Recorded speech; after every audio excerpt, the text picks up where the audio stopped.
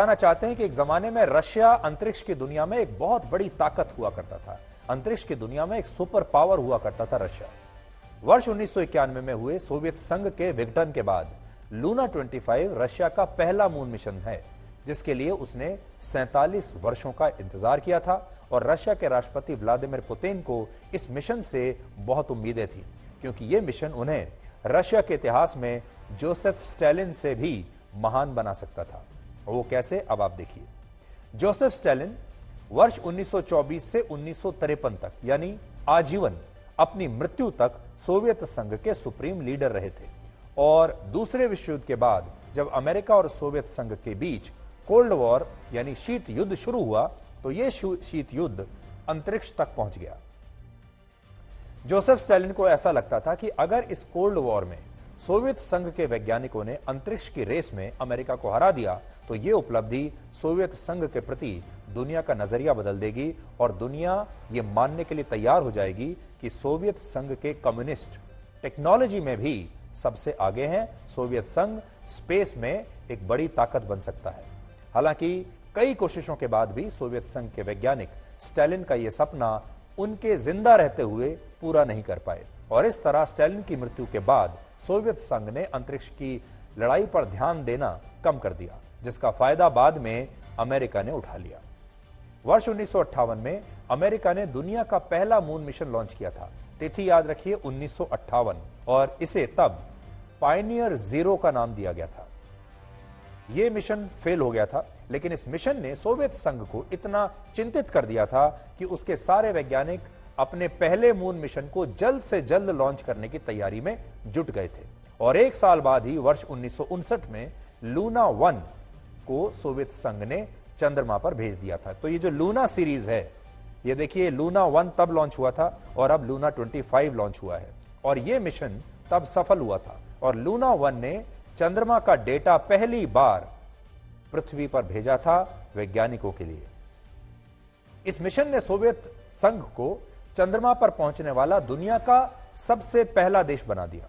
लेकिन इस मिशन के बाद शीत युद्ध के समय अमेरिका और सोवियत संघ के बीच जो स्पेस वॉर शुरू हुआ, या समझ लीजिए स्पेस की रेस शुरू हुई, उसने पूरा इतिहास ही बदल कर रख दिया।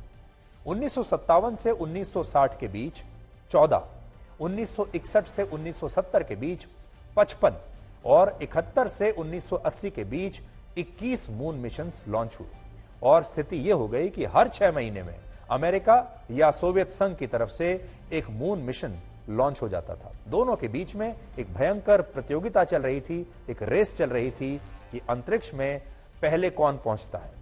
सोवियत संघ ने अपने समय में दुनिया के सबसे ज्यादा 50 मून मिशंस लॉन्च किए और अमेरिका इस सूची में 49 मून मिशंस के साथ दूसरे स्थान पर है। देखिए दोनों में कोई खास फर्क नहीं है, एक के पास 51, दूसरा 49।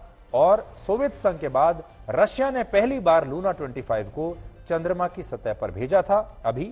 और रशिया के राष्ट्रपति व्लादिमीर पुतिन इस रेस को जीतकर वही उपलब्धि हासिल करना चाहते थे जो जोसेफ स्टालिन अपने जमाने में नहीं कर पाए थे। लेकिन लूना 25 के फेल होने से पूरी कहानी ही बदल गई और अब भारत का चंद्रयान 3 चांद पर इतिहास रचने से चंद कदम ही दूर है।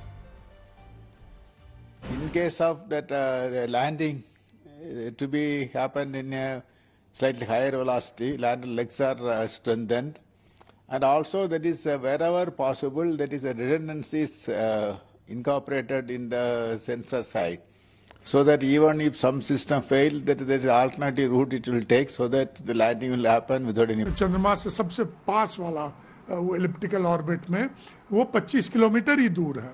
और इसका मतलब ये है कि धीरे धीरे उसे चंद्रमा के और पास लाया जा रहा है कि वो 23 अगस्त को ठीक तरह लैंड कर सके। ये लैंड करने के लिए पहला देश होगा। और जब चंद्रयान 1 का जब ध्यान में आ गया चंद्रयान 1 से कि चंद्र पे पानी है, तो इसलिए पानी की खोज के लिए हमने नक्की किया था कि ये उत्तर ध्रुव सॉरी दक्षिण ध्रुव में वहां जाके उतरेगा। तो अब पूरे देश को इंतजार है 23 अगस्त का शाम 6:04 का। और हम आपसे भी ये कहना चाहेंगे कि आप भी अपनी डायरी में या अपने कैलेंडर में ये तिथि नोट कर लीजिए, 23 अगस्त और शाम 6 बजे के बाद आप देख सकते हैं इस लैंडिंग का लाइव टेलीकास्ट। हमारी शुभकामनाएं इसरो के वैज्ञानिकों को, हमारी शुभकामनाएं भारत के तमाम लोगों को, क्योंकि अगर ये इतिहास भारत रच देता है तो ये हर भारतीय के लिए एक बहुत ही गौरव का क्षण होगा। और जैसा मैंने आपको बताया कि अगर उस दिन पूरा भारत इस लाइव टेलीकास्ट को देखता है तो ये अपने आप में एक वर्ल्ड रिकॉर्ड बन जाएगा। और आप चाहें तो ये वर्ल्ड रिकॉर्ड घर में बैठे हुए या कहीं भी बाहर जहां भी आप हैं अपने फोन पर भी आप देख सकते हैं। ये वर्ल्ड रिकॉर्ड आप बना सकते हैं।